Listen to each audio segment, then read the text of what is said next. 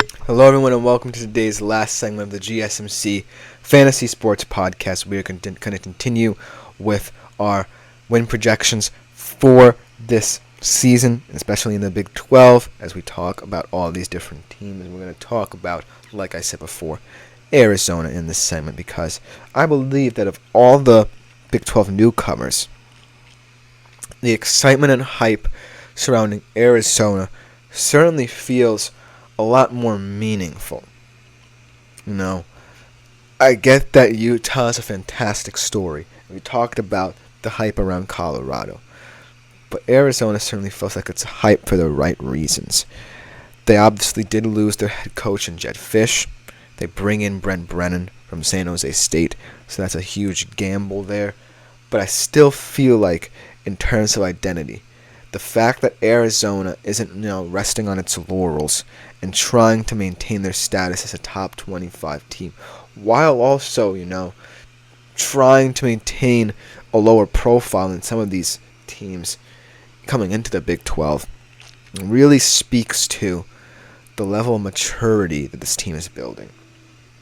Noah Fafita, they have a young, kind of excitable quarterback they feel they can build around, and in Tyrone McMillan, they have one of the best wide receivers in the college game. And so, when I think about Arizona and the profile that they present, and look at their over-unders, they're at 8 wins. I feel that's a little bit disrespectful to them. This is a team that could definitely challenge for the Big 12 title and ultimately win it. Because in the Big 12, right, you certainly have players that can break out. We saw with Ollie Gordon last year. We saw with a lot of Texas players. Take your pick of them. But we haven't seen, players we would call explosive in the Big 12. Tyrone McMillan and Noah Fafita are that. And so, with the sense of instantaneous offense and offensive fireworks, I think that Arizona definitely profiles as a team that's going to put up a lot of points, and they're going to understand the shootout nature of Big 12 play, and I think it's going to be in their favor a lot. They just have so much talent at each position on offense that they feel that they don't have to, lay down to anybody. They now feel as if they're the aggressors, and hopefully Brent Brennan understands and accepts that philosophy as well, because if he doesn't, then that whole cultural build-up that they had under Jed Fish in that one season kind of shifts to a sense of unease, whether or not they really fit into the Big 12, and I don't want that to happen. Let's talk about their profile of schedule. Their 3 kind of toughest games are all road games, as any tough games would be in the Big 12, especially in college football. They're at TCU, they're at Kansas State, and they're at Utah. So, all of those teams, maybe not to an extent TCU, because I don't think they'll be competing this year. They're kind of in a retooling phase. But especially Kansas State and Utah.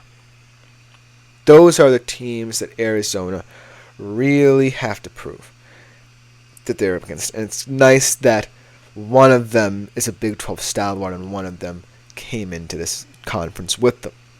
Let's talk about the Kansas State game, because Kansas State certainly also has that excitement as well. They have their own young QB who they're excited about, the redshirt freshman Avery Johnson.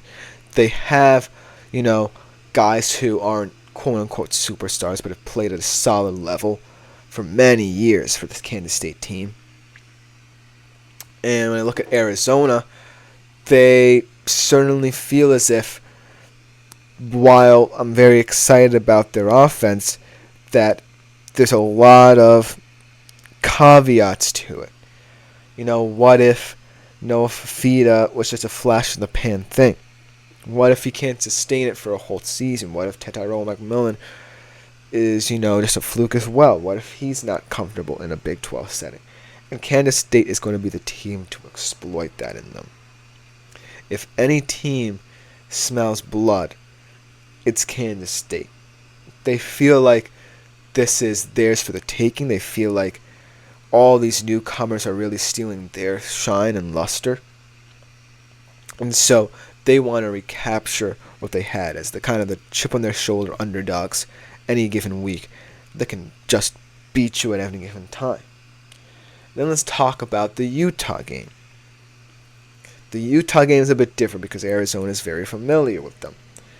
But they haven't, really played them in the kind of Cam Rising era. They haven't really understood what it means to play Cam Rising last year. Neither did Noah Fafita, because Cam Rising just brings this aura of invincibility to Utah, and he uplifts everyone on that team just by, his presence alone. Even last year, he kind of uplifted this Utah team to higher heights than they were expected of them. And so that game is very important because while Arizona is very familiar with Utah, they're not familiar with this version of Utah, and they're not familiar, of course, with the hype surrounding them. So those two games are very important. Now let's talk about the players that have to do it in the system that they're going to be in. You have Noah Fafita. You have Tyrone McMillan. But outside of them, who are you entrusting in your squad to really cement themselves as that player who is going to take that next step? You have running backs in Quali Conley and Jacoby Crosby-Merritt, who are two guys who transferred in, and they're very solid. But at the end of the day, you need to find that level of balance in your offensive system so that Noah Fafita doesn't feel like he has to be the guy, and this offense, as a result, stagnates. And so Arizona, the thing with them will always be, can they refuse to give in? Can they just play Arizona football to the best of their abilities and just go out there and be a team that offers, just offers this level of competition that hasn't been seen in the Big 12 before? Because, like I said, look at Colorado and Utah. They're all hype. Arizona State brings hype and the X factor that Noah Fafita and Tyrone McMillan bring to the table. And when I'm considering the overall outlook of the Big 12, when all of these teams, new and old, have to play each other, I'm thinking about the playing styles for the newer teams who are kind of unfamiliar with the Big 12 that will most likely be able to offset anything that these older teams do. Because when I think about what it will take to cement yourself as the team to beat in the Big 12, you certainly need that kind of connectivity between certain players on your offense to really stand out. And Fafita and McMillan bring that in spades.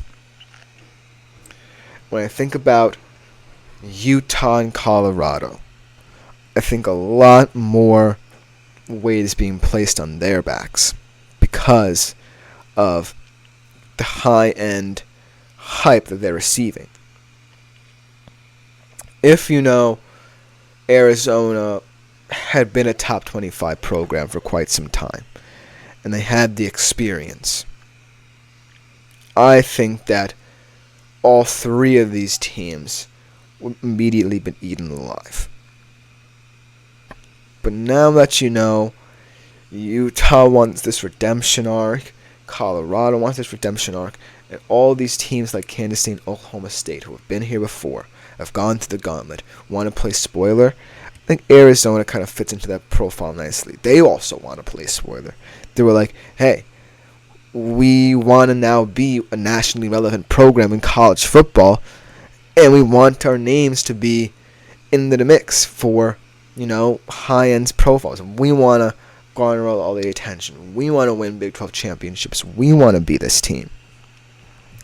And that was what it will take. If Arizona ultimately decides they want to play the role of spoiler here, that's what they can be. They don't have to immediately dominate every single category, because if they do, that will just make all these old heads really even more uncomfortable and want them to take Arizona down a peg. But Arizona enters this league kind of as like an outsider. They were very much like Kansas State when that all these high-end recruits didn't want to come, and then Noah Fafita comes and only changes the culture of the program. So if Arizona can stop the mentality, then this kind of betting will look silly. Plus 105 will definitely look silly. You can place a lot of money. I guarantee you on Arizona winning 8 games. This is a team primed and ready to go as a quote-unquote underdog that really was going to put a lot of fear into a lot of teams' hearts. But that's just about to do it for today's show. Please remember to like, follow, and subscribe to this show and the network as a whole. Also, for the time being, if you do feel so inclined, please consider leaving a tip or donation at the link gsmc.cloud. A lot of details about that will change, but that will come in time. I have been Christopher Shepard. Thank you guys for tuning into the first show of the week on the GSMC Fantasy Sports Podcast. We will be back tomorrow, better than ever.